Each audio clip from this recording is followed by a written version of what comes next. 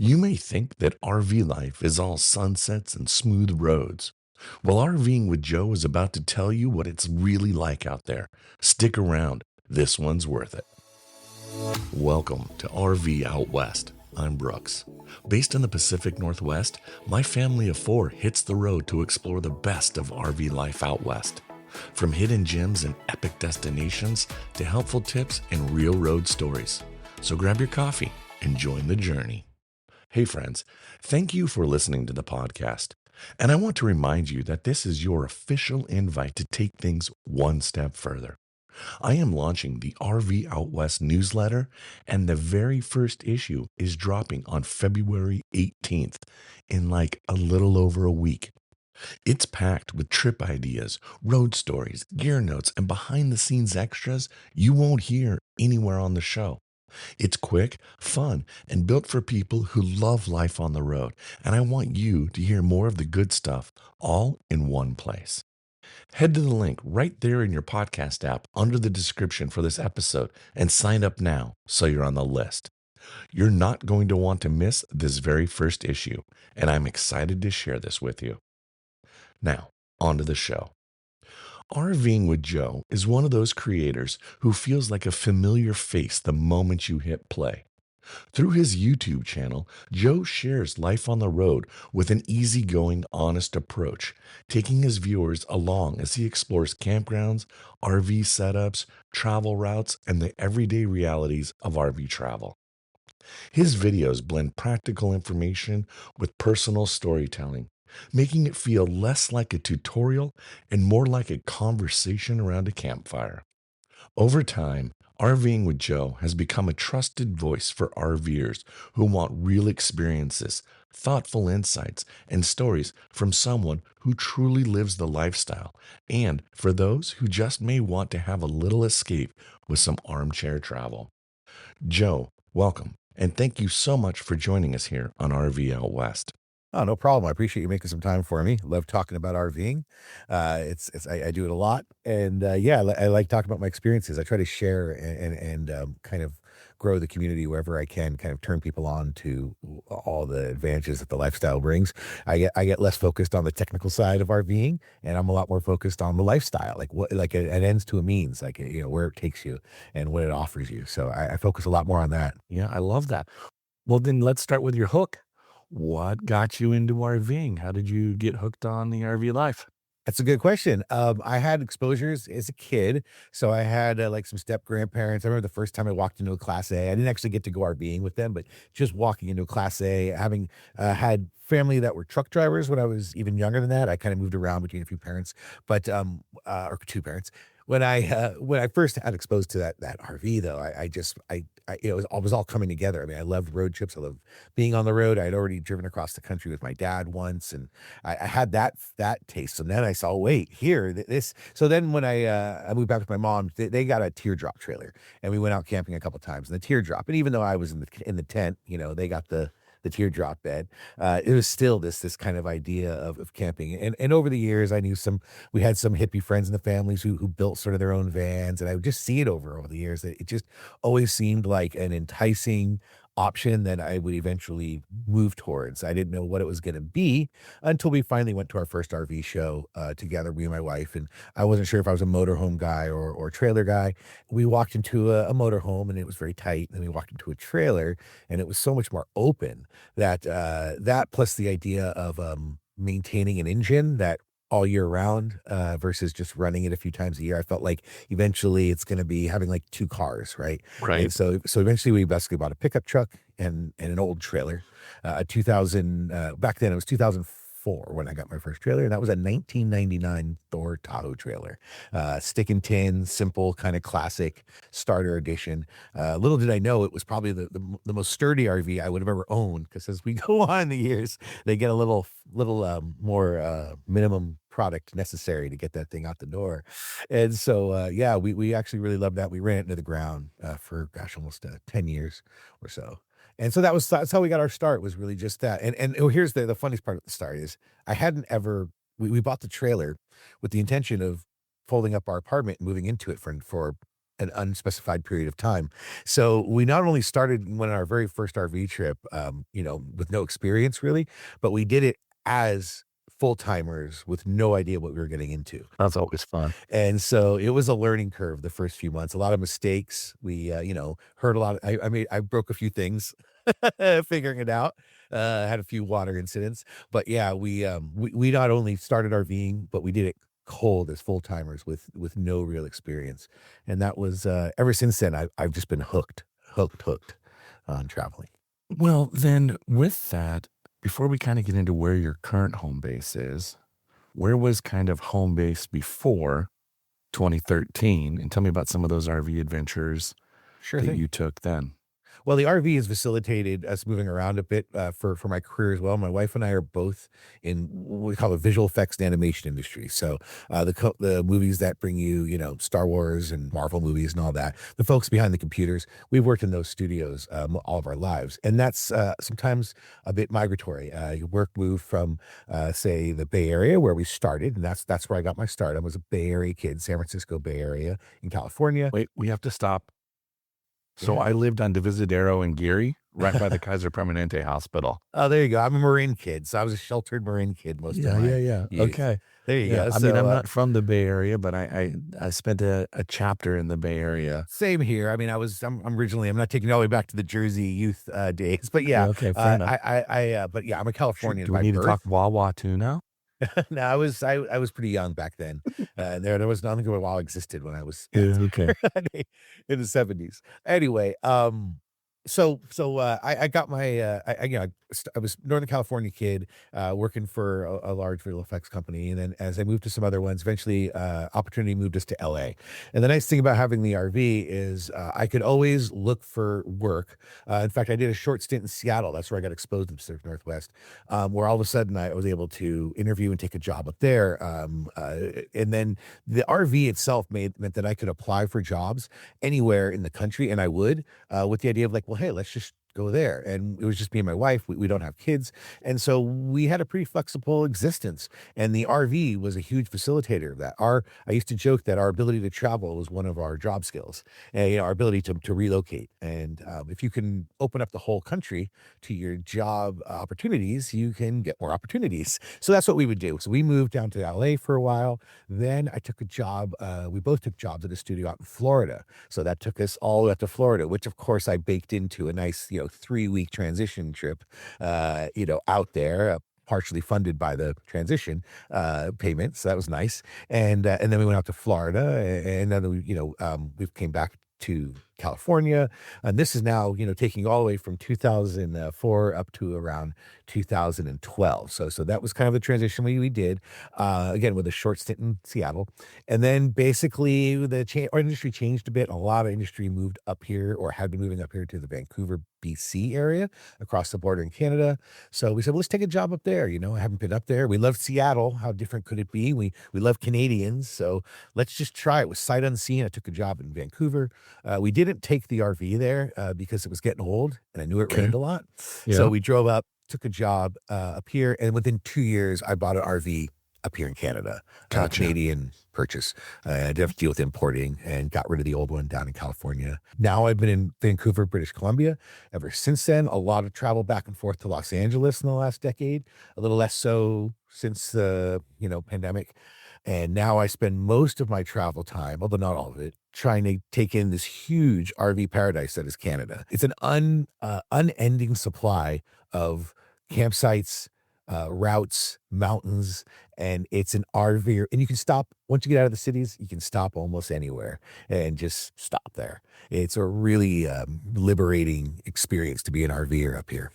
Well, then let's dive right into it. And I would love to hear about some of your favorite places and adventures and things you like to do in your RV up there in kind of the greater Vancouver, DMA or British Columbia. If you, I don't know if you're going out to Kelowna or, Oh, absolutely. Yeah, Kelowna is, yeah, we go through Kelowna a lot. In fact, yeah, I go through it on probably about, 1/3 of the trips. The funny thing about being out here in Vancouver, and it's probably the only downside, is you have to start from the corner and work your way out.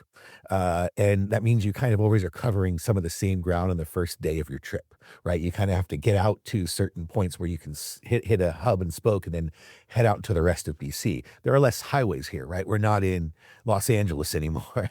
You can't, it's not a big grid of freeways. It's one single highway to this set of highways that can be 500 miles or 300 miles away. Kelowna, yeah, I go through Kelowna a lot. I think the way it breaks down to is we generally can go north and we'll go up through kind of the Whistler area, Squamish is and Squamish as stunning. a start. Yeah, it's always stunning. That we can almost day trip to there even. That's Yeah. close enough.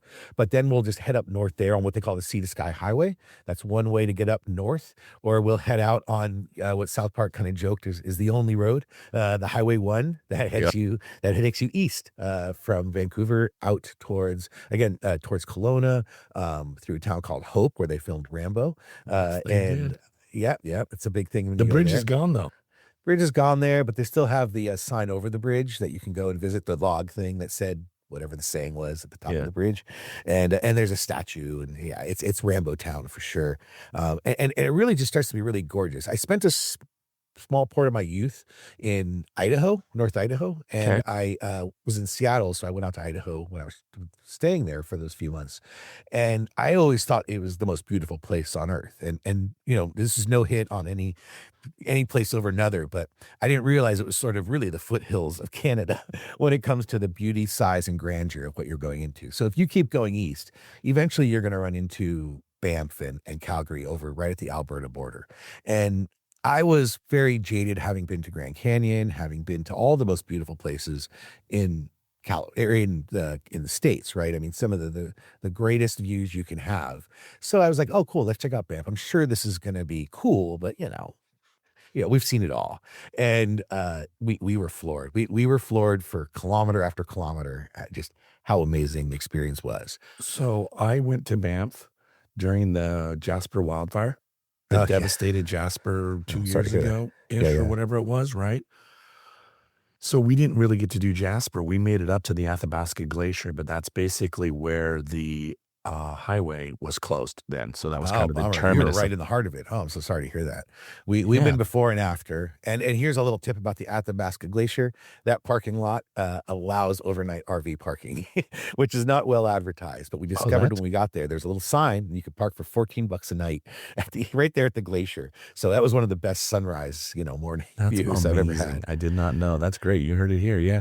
Yeah. So my favorite stretch of road up until like you went to Banff was Highway 395, which goes from Death Valley to Lake Tahoe, kind of along that eastern spine of the Sierras up through Bishop and Mammoth. And, We can so look you go, down at Death Valley at a certain yeah, point as you head up from Southern yeah, California. it's stunning. And that stretch of road for 25 years has been my number one. If somebody would say favorite stretch of road, I was like Highway 395 going north or south, but I've done it north. And then I drove the highway from Banff to Jasper. And that is mind-blowing. And you only Beautiful. made it as far as the glacier. So, I mean, it continues. Yeah. Like It is. It's amazing how and so much of BC, it's not all so perfect as that. I mean, that place just is just perfect in every way, but it's just as grand all over the place. I'm ashamed to admit, but I've had a few incidents where I've drifted over the yellow line or the white line, the shoulder, because my eyes just came around a corner and was like, oh my gosh. And and you have to be careful of that. Let's just pull over because it's that distractingly gorgeous. Some of the coming around the corner and the views, not to mention all the animals and, mountain goats and all the stuff that you're always seeing everywhere. Yeah, it blew my mind how intense it could get. But it's interesting that you mentioned 395. I've been on portions of it. I've been like, from the south all the way up to Yosemite area. And then I think I cut in there, or maybe, yeah, I think it was at the Yosemite cutover. And then I've been some portions further north. But one thing I noticed about BC was it reminded me a lot of being in the Southwest. So that in our prior, life down south, I would go out to the desert a lot. I really liked the desert. My wife and I, we're mildly antisocial. I certainly like getting out to where there's nobody else. And it's just us and our dogs. And when I started to discover, the areas between, LA and Quartzsite, and then out there north of Joshua Tree and by 29 Palms, and I just started finding these areas where we would go out on Christmas Day, because we would go on a Christmas holiday desert Trip. RV trips, something Yeah. I can't do up here as easily. But we would go out there, and I remember some days like we were out there by 29 Palms, and it was one car we saw for probably 8 hours, and I love that, and that kind of isolation. And when I got up here and went into BC, I realized I'm finding the same isolation that I would find out in the desert. The only difference is, of course, is it's highly treed and mountainy, and so you don't get those long desert vistas. That's the difference. Right. But other than that, the experience, or what I was gaining from my RV trip was achieved once I got out there. And although it extends beyond PNW, our recent trip that I covered on my channel, which I haven't plugged yet, RVing Right. with Joe, we recently did a 6 video series on our trip all the way up to the Yukon border. We couldn't make it any further north than that just because of time and money, but we spent 6 weeks, no, sorry, 30 days on the road. Awesome. And that there was times where we were just simply the only ones around, and there's no power lines, no, and even up there's no air routes, very little air routes. So when you're out there just sitting in a side road, Forest Service road alone and all you hear is the tinkle of your dog's tags, right? Other than that, there's zero sound, and the birds. Yeah. And you never hear, and I didn't realize it took me a day or two. I'm like, oh, I'm not hearing planes, because in the Southwest, as quiet as you get, you're always Yeah. hearing There's still air planes. traffic going on above Yeah, you. but up So. there, it gets as quiet as I ever experienced in my life. And so I do like the how much up here in Canada you can really get out there and just be really alone and still feel really safe. Other than bears, always Right. carry bear spray. But people are not your worry. Right. It's just Right. bears. Right. We talked about Banff and Jasper. That's sort of like going to the Grand Canyon or Yosemite. Like, you're guaranteed to fill your punch card with things to do in a small area. It's just going to cost you a little more for camping, and you got to book in advance. And it's the same thing out there. But really, the Crow's Nest Highway is one that I kind of grown closer to my heart. And the Crow's Nest Highway is highway, I think I wrote it down, it was Highway 3. And it Okay. runs right along the Canadian-US border, starting just outside of Vancouver at Hope. And it runs all the way to the Alberta border. And there's probably going out, I've gone about 2/3 out towards Alberta, and you drive by maybe 5 or 8 pull-offs where you're only like a half a mile from the border, where you can just go to a border station. So the nice thing about this, and that's why I wanted to bring it up to anyone who's in the south side of the border but wants to taste a little of Canada but not go deep in, because it can be a lot of kilometers, as we would say up here, to get somewhere. That's one where you can dip in, check out Vancouver, which is, like going to San Francisco or Paris. There's a beautiful little city to go to. But then you can just start heading out, and you can actually plot your trip to dip back into the US and kind of start heading back through Washington or Idaho or Montana if you really want to keep going. And then it makes for a nice little loop. I usually that's end up cool. looping north back, through Yeah. other Yeah, you parts have of to come Canada, back but there's home, no right. reason you can't just dip south, come back in through the States. And it's a great way to taste Canada and see what it's like without having to go, way in and way far. So, Right. That's a yeah. really cool. That's a good tip. Thank you. Yeah, no problem. I recommend that one to Canadians as well. Really, the only thing I would warn you against, they call it the Crow's Nest Highway for a reason, and that goes for almost everywhere you drive here in Canada. A lot of tall mountain passes. If you've been trained in the Pacific Northwest, you probably already have dealt with the going up to Snohomish and going down and up and down the 5 and dealing with some of the big mountain passes, but they get bigger and steeper. And there are a few areas I've been on the Sea to Sky Highway. I've hit 14% downgrades. You're in first gear, going around a few corners. It's not like you're barreling down, but definitely greater than 10% grades are common.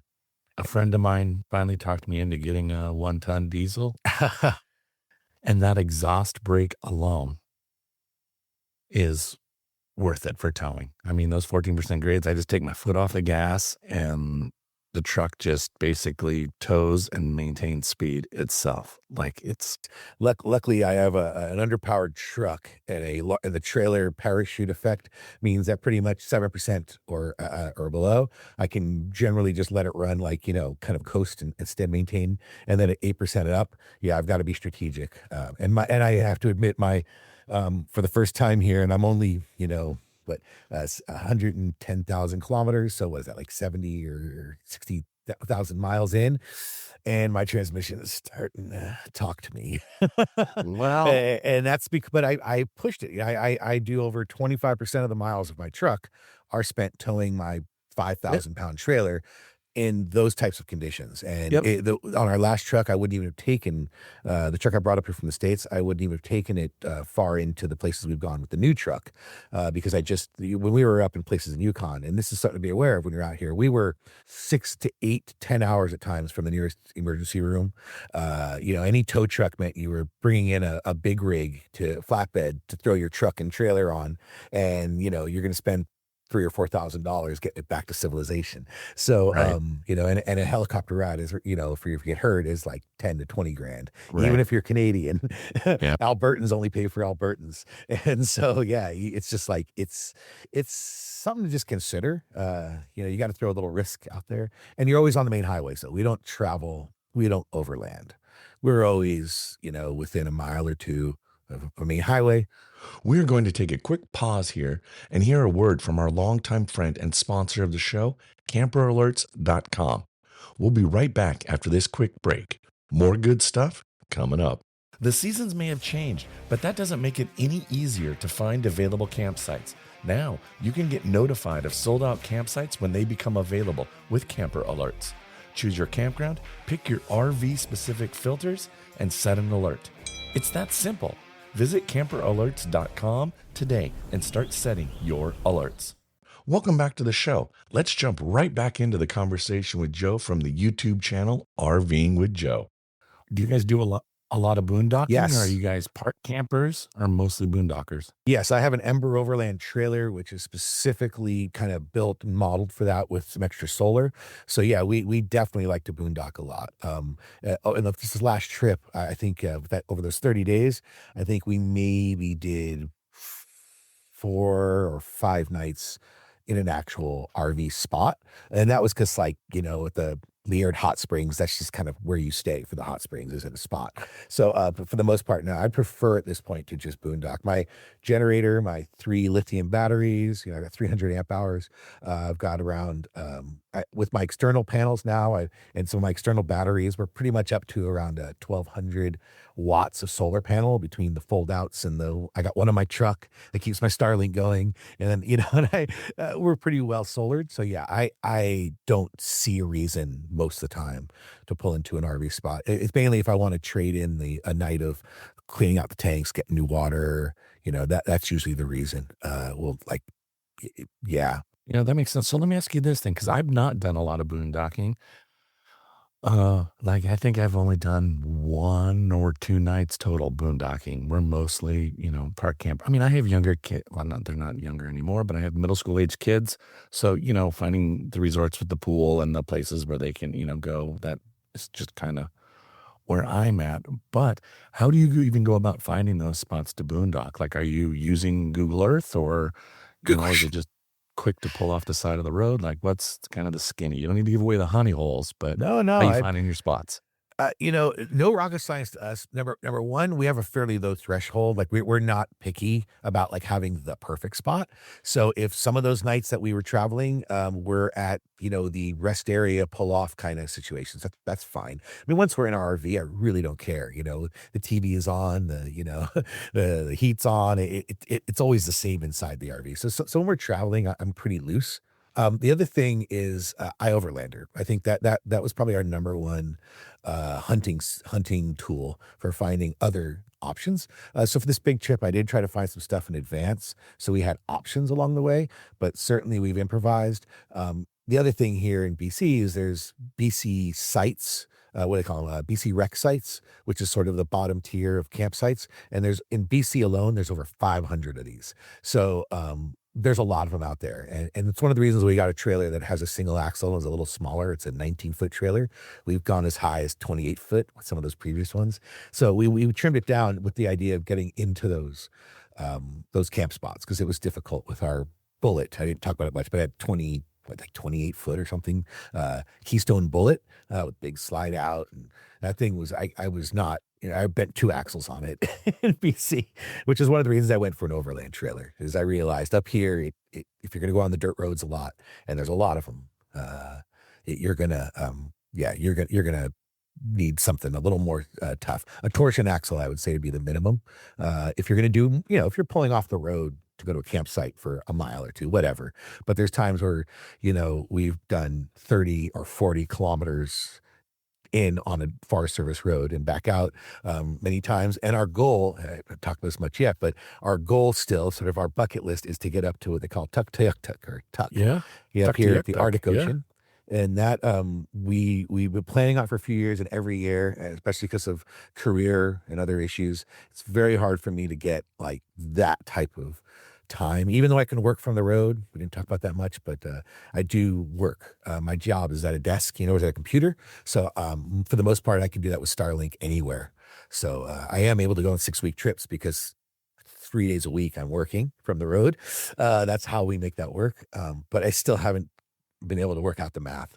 It may happen again this summer. I plan every year for it, and I am not going to the convention that happens every summer that drags me away. There's a work-based one down, and I have elected and declared after 13 years ago this convention that this year I am not going, and a big reason is because I want to go to Tuck. Now, if I can't go to Tuck, we will at least make it up into the Yukon deeper.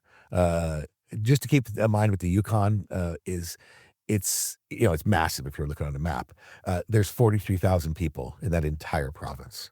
So that's smaller than the town I live in. That's Right. crazy. So when you go up there, it immediately everyone disappears, and it's just you and nature. So the towns are cool too. I mean, there's some wonderful mining Yeah, of towns and course. old towns. So, but yeah, that's going to happen next year. But we really want to get to Tuck, and that all requires a lot more rough driving. And I recommend, if you come up here, if you're going to go, off roading with your rig, maybe think about torsion axle or independent suspension, because I've bent too many axles in my life. Yeah, So, good. Okay. yeah. Okay.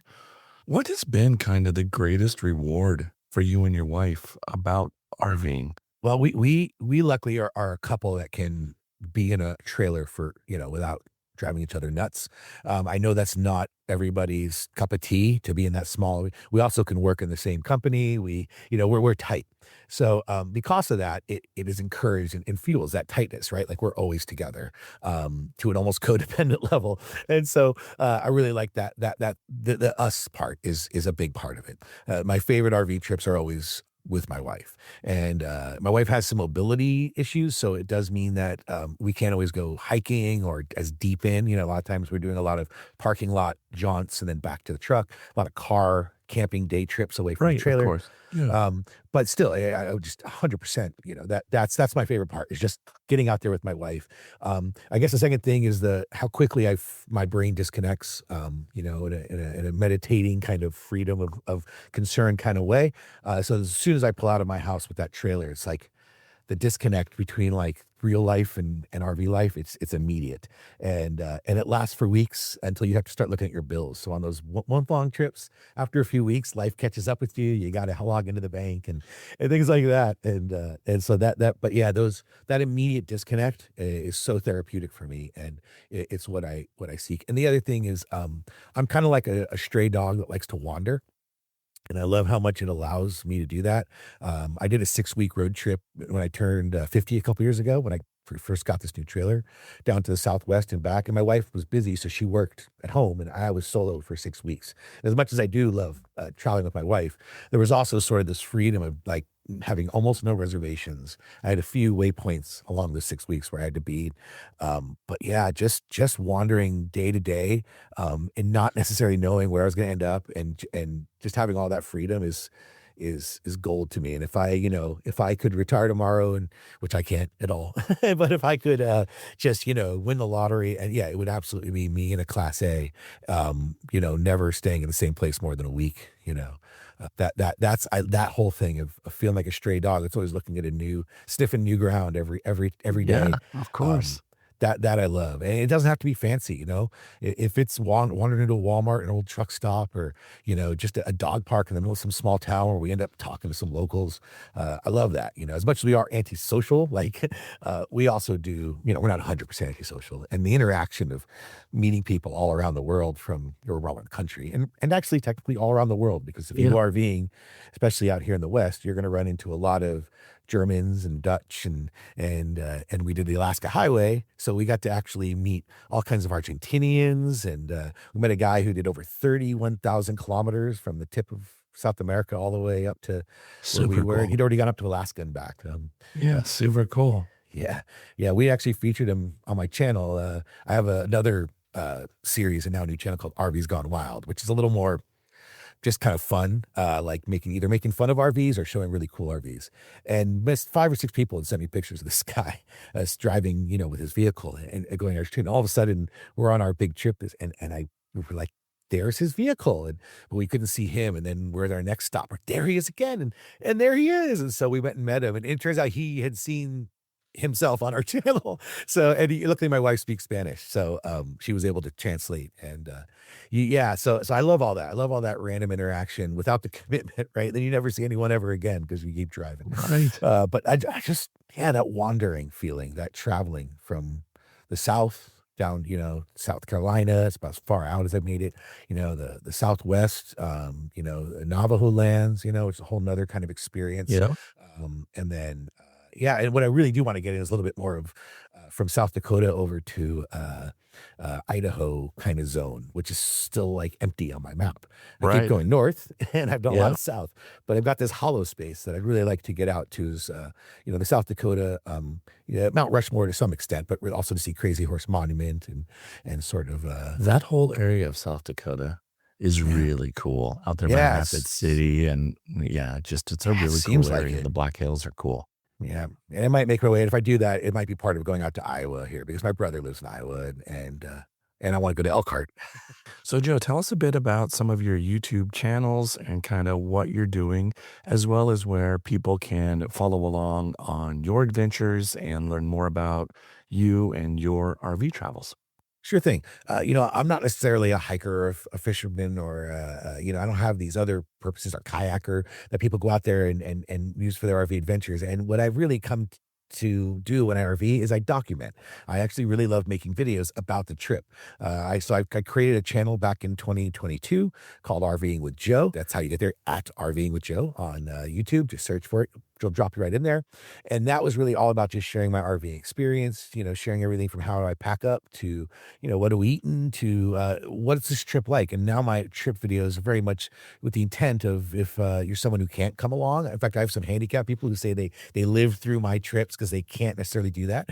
And I love just sharing it and again, showing people the joy of the experience of RVing and less about, you know, the technical side of RVing. I mean, we showed dumping a couple times and things like that, but really, it's about the experience, and that's what my channel has grown to. It's grown to around 24,000 over those last couple years, so I'm really happy with that. And then we ran across this really weird thing where I made this one video about a bunch of crazy RVs and crashes, and it got like 100,000 hits, and I said, "Oh, okay, everybody likes that." And so, in the name of growth of the channel, I decided to make a more, and then sort of it got a following, and it's called RV's Gone Wild, and now it's episode 51's coming out this weekend. Well, I'm not sure when this is airing, but we're up to the 50s now, and so we just broke it out as its own channel because it is sort of a different audience.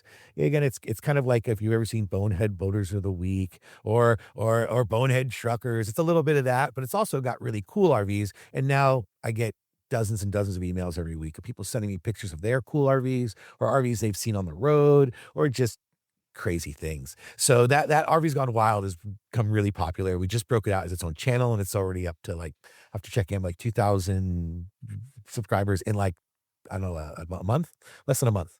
So it was great that all of my folks moved over. I lost a few on the old channel, but that's okay. I'm just really happy that so many people like joined the cause and switched over, and we pulled it off the old channel. And so now I have two different audiences, right? I've got my crazy ruckus friends who like to see crazy RVs, and then I've got my folks who really, you know, they turned a little older. I have a lot of older folks on my channel, so that's kind of fun. Folks older than me, which is interesting, and And so yeah, I cater to that audience. It's my generation and older that tends to lean towards it. But if you're wondering where to go, I try to document all my trips. The Southwest trip is very well documented. The trip we just did up to the Yukon, they're their own playlists. So I try to make it so people can literally go on the trip, yeah, or either prep for their own or as a proxy for their own. It's hard to get up there, right? Not everybody Right. can get up there. So please enjoy the videos and comment and let me know what you want to see on it, because I really try to make it work for. I try to make the audience happy. So it's not just for me. Well, that's great. Well, Joe, thank you so much for taking the time out of your day to come on the RV Out West. I really appreciate it. It's been a great conversation. Thank you. Oh, I really appreciate you inviting me on, and I wish you luck on the channel or your podcast as it grows. And I'm already enjoying. I've listened to a couple episodes before here, and I'm interested in seeing how it goes as you grow it. Before we wrap up, be sure to head over to rvoutwest.com for the full show notes and links to all the resources we talked about in this episode. While you're there, don't forget to sign up for our newsletter. It's where we share new episodes, destination guides, stories from the road, and thoughtful tips, all to help inspire your next adventure. You can sign up using the link in this episode's podcast description, the link in our Instagram bio, or directly on our website at rvoutwest.com/newsletter. Remember, the first issue is coming to your inbox on February 18th, so sign up today so you don't miss out on this inaugural newsletter. Next Monday's episode is all about winter RV camping and why cold weather doesn't have to mean staying home. We're sharing practical tips and smart tricks to help you plan a successful winter trip and turn it into one you'll actually talk about long after it's over. We'll also dig into towing mountain passes in the winter, what to watch for, how to prepare, and how to stay confident when conditions change. If winter camping is on your radar, this is an episode you're not going to want to miss, so be sure to tune in next Monday. Thanks for listening to RV Out West. Be sure to follow the show so you never miss an episode. And if you enjoyed the show, tell a friend and please leave a rating or a review. It would mean a lot. Special thanks to Scott Home Music for our intro song, We Are One. Follow us on Instagram and Facebook to join in on the conversation. Now, get out there, explore, and go see what's beyond the horizon.